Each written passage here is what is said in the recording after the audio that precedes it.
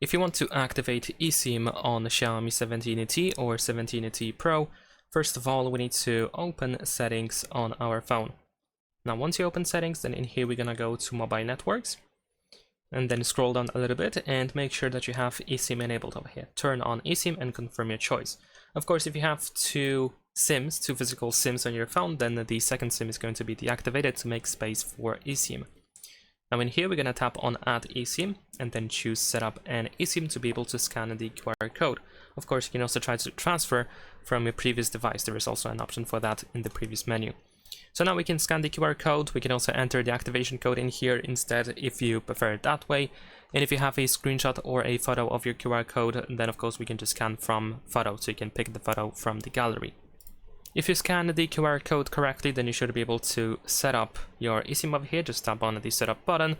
If there's like additional settings that you need to go through, then of course be sure to do that. Just follow the instructions that you will see on the screen, and eventually you should be able to start using your eSIM. So there we go. Now I can go to settings and remember to also activate your eSIM. So as you can see right now, my eSIM is disabled. I can just tap on it to then enable it in here. And that is pretty much it. Leave a like and subscribe.